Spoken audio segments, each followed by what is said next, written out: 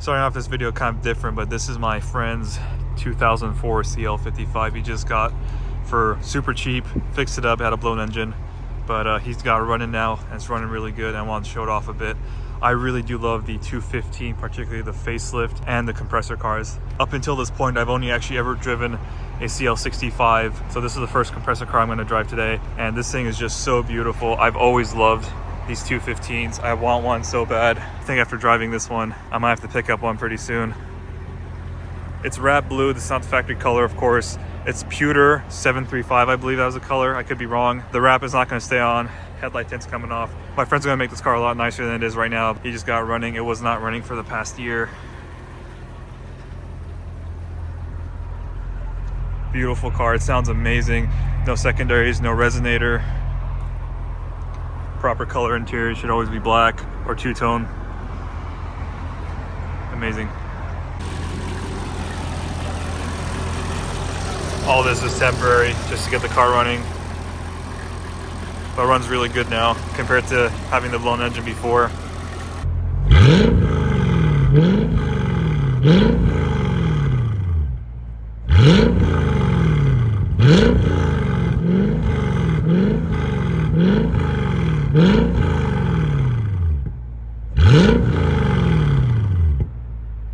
I wanted to show this car off. My friend just picked up this silver on black 210 wagon. I believe it's 01 4MATIC, really nice shape.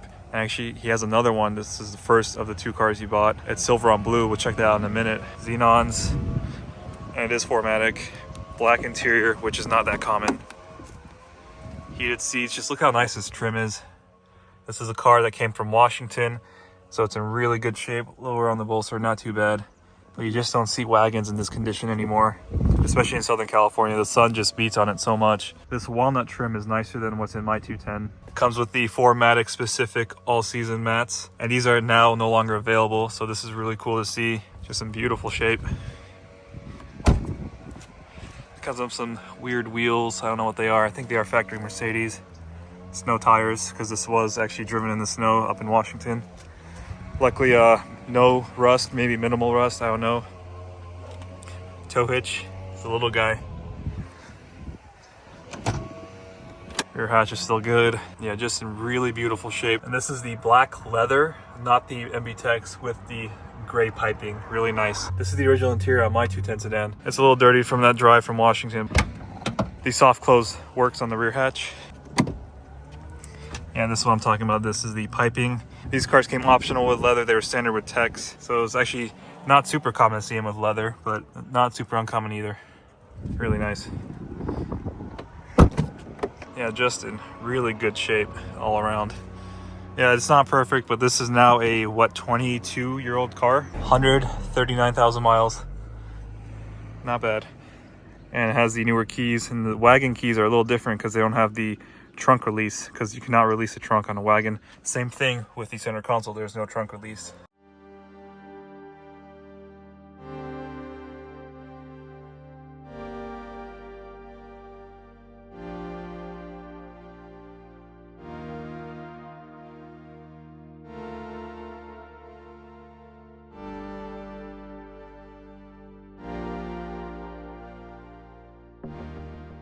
This is the silver on blue wagon. Same color, 744 brilliant silver with all blue interior. Leather, of course. Heated, cooled seats with orthopedic, and it all works. Command navigation and parking sensors. So for a US wagon, this is literally every single option you could get on the W210. Oh, and I almost forgot. You got the linguistic control module right there. So that is every single option that was ever available on a W210. So here's the heated and cooled seats with the LED strips. Xenon headlights with the headlight washers. Those are the parking sensor indicators. So you have them up here in the dash. And if we look back there, the rear dome light has the sensors right there. So this is a fully optioned 210 wagon, which you just never see. So matching blue shifter, everything's blue. Even the speaker covers, these are a little faded. Steering wheel, all that is blue. Nice stitched armrest. This is also optional, not standard on US wagons. So if you were to order cooled seats, the rear seats come perforated to match. So normally the only thing that's perforated is this section here. This is solid, this is solid, and this is solid, but all matches. It's all perforated. And of course the rear matches as well. Here's a headrest that goes in the middle. The cargo cover is also blue, pretty incredible, as well as the third jump seat, which it also has the perforations in the middle, but not the sides. Little mark there. This car's not perfect, but this is a really interestingly optioned car. I'll check out the bottom here. Also blue to match with the third row matte. Unfortunately, it's not blue, it's black, but black is definitely better than tan. All this carpeting is blue on the sides, as well as the rear hatch. This is blue, and the soft close does work. And this wagon is also 4MATIC, just like the other one, so you have that modified transmission tunnel. So same thing, the mats are specific to this car. And there are the parking sensors on the rear bumper. The front has them to match. This is just a really uncommon option in the US, especially for wagons. I've only ever seen this on a couple sedans. Same thing with the front. Got two sensors here, one on the side, mirrored over there. Xenon headlights, headlight washers. Literally every single option that was ever available on a US wagon. Thank you to Matt for allowing me to film his cars. He has now 3 wagons. Check this out. This is a period correct Yanase AMG watch. Found this on eBay and this was brand new. I'm the first person to wear it. I took off all the plastic and I'm the first person to crease the band, but it's really cool. It is the correct logo. This is probably late 90s, early 2000s. Came in the original box, which is actually pretty nice as well. Holds up watch in, has the paperwork behind it. So there's a watch, here's a little pamphlet, and those are the plastic pieces I took off, so it is brand new. So check it out, it's in Japanese, I have no idea what it says. But check it out, that's the pre-merger AMG logo. That's the CLK GTR right there, so this is definitely late 90s. So that's really cool. In the back, maybe like a stamp of authenticity or something, I have no idea what that is, but really cool. So I believe the watch is made by Omega. I could be wrong about that, but that is what I've heard. From the front, if we look, it just says AMG at the top right there, and it says Swiss made at the bottom. Pretty nice design, I would say. Kind of matches with the time period, especially if you have like a black car, a black on kind of silver chrome type thing. This is like a titanium color. Got the adjuster on the side. Really simple design. Leather band is in good shape. Of course, I was the first person to wear it, so I creased it a little bit, but not too bad. Matching little clasp right there. And then the back of it has the correct AMG logo there as well. It says Swiss made, stainless steel back, water resistant. And does have a little bit of marking. That's not for my hand or wrist. That's actually from the plastic, so this needs to be cleaned up a little bit. The plastic was just on there for so long, so that's what that is. But yeah, really, really cool. I'm not a watch guy at all, but I'm a sucker for this period correct AMG stuff, so I think this is the only watch that I'll wear on occasion. All right, it's finally stopped raining, which means I can finally wrap up the reservoirs. All right, there's the old cap versus the new. Quite a big difference. So the part number looks like has stayed the same, and it has a tether and the little flap right here, but it's also missing this little rubber piece inside. This one has it. Came with it. I didn't have to buy it separately, unlike the 124 where you have to.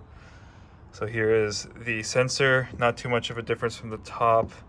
But this is all crusty and nasty, and I'm not going to be using windshield washer fluid because I don't want this to happen.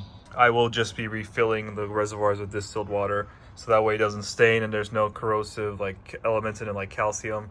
So let's get these installed. All right, finally got it on. This is both a tight fit. Need some lube for the gasket on this, and this one was just super tight. It'll loosen up over time with heat, and I'm sure this tether will break. This one was brand new. It came with the reservoir. It already broke from factory. I have another one to put on, but I think I'll roll with this until it gets damaged a little bit more. Right now you can't really tell. And I'm going to leave the sensor unplugged for now because I have no fluid in there. I'm going to put a full gallon of distilled water in there. But right now if there's no fluid and I plug this in, it's going to trip the malfunction on the dash. So I'm going to leave it for now. And it's not like I use a washer fluid anyway. So all good there. But yeah, take a look. It looks so much better now. We got new bottles here and there. It's a nice rich color. It's no longer faded. The only thing that's really faded now is the brake fluid reservoir, which I think is no longer available. I'll double check. So maybe next time I do the brake fluid flush, I'll change the reservoir and cap, make it look nicer. The only thing left to do really is to change the hood pad, which I have 2 new ones.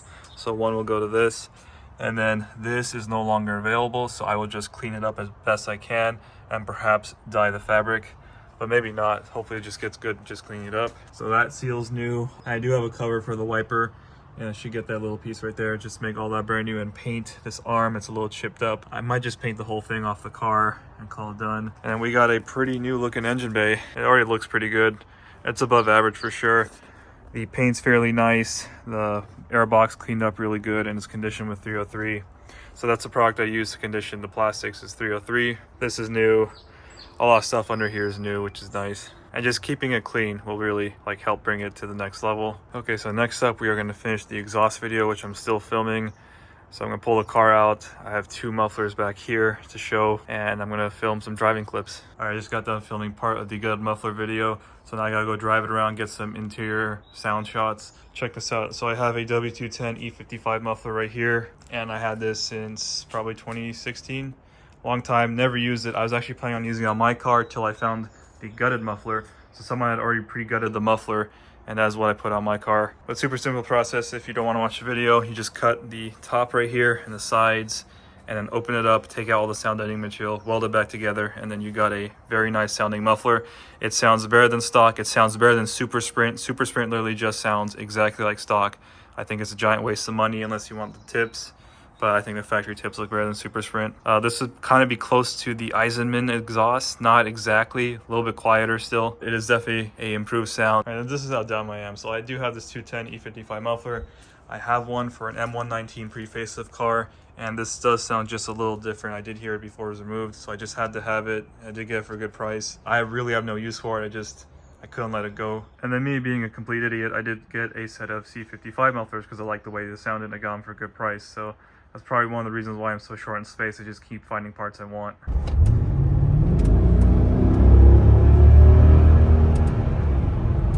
All right, all done filming for today. So next clip will be at Sunday Steel.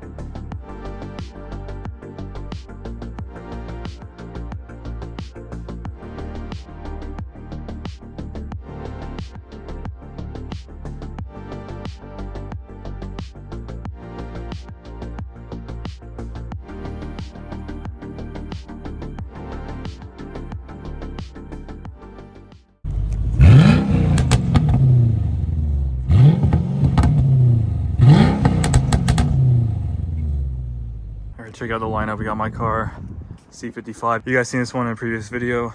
63 front bumper, the big 6-piston brakes with the 2-piece rotors, nice BBS wheels.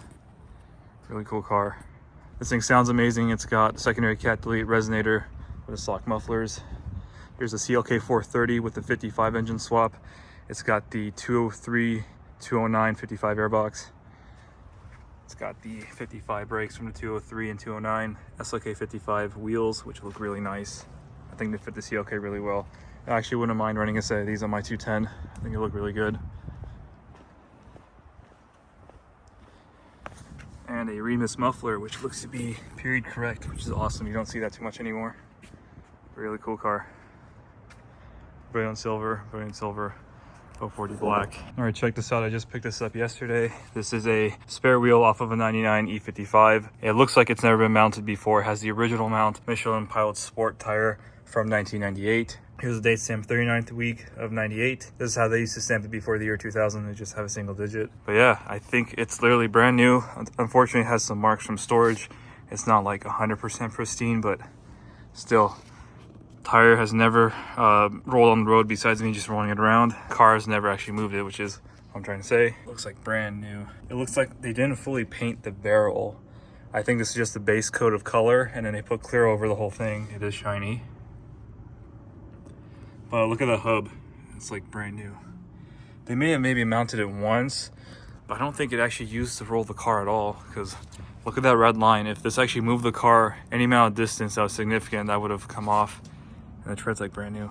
Potentially the factory wheel weights right there from 98.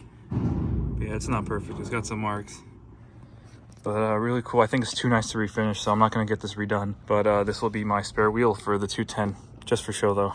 And then here's the original spare off of my car. So in 2000, they switched to these black steel wheels for the spare tire. They no longer include a full-size spare. This one, I think I'll go to my 124. So hopefully it will clear the Silvero brakes, and it'll be better than the 8-hole that's in the trunk right now. and this one goes in the 210. All right, check this out. We got LED turn signals in the front. This is factory LED, and then back here, aftermarket. So front and back are aftermarket, sides factory. No hyper flash. Dash is happy, and then let's see, there is no malfunction. Turn on all the lights. Rear fogs, good. Now let's try the left. No hyper flash. Door works. That's working. That looks so good. And the rear also works. Super happy about that. I'm definitely gonna do another video on LED turn signals for a 210. And let's try the hazards. Of course, no issues. That's so much better. The instant on off, and it's just so much brighter. It just looks way better. Now we're about to go take a ride in C55. It should be pretty fun. Wait for that shot too. Just did a canyon run with the CLK and the C55. They both corner really well. It's really fun to take them up here.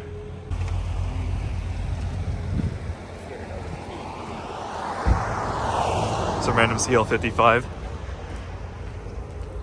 Nice color. I think it's black opal. Brake calipers look pretty cool actually. I like the color. Nice diffuser. Ooh, my shafter exhaust. That's cool. Nice plate. Wrong logo on the caliper there. That's the wrong font. Newer style. Hard to see, but carbon trim and AMG shifter. Pretty cool.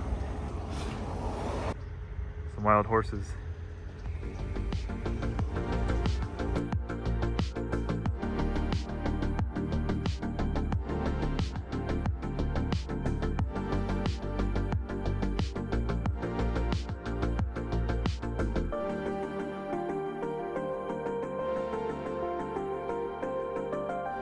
Alright, it just rained a little bit and I'm driving right now with the Rain-X treated windshield and the water's just flying right off. That's pretty incredible.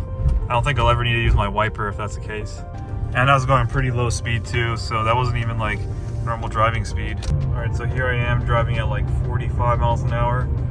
All the rest of the water is starting to fly off the windshield. It's pretty incredible with how low the speed we're going and it's just still flying off.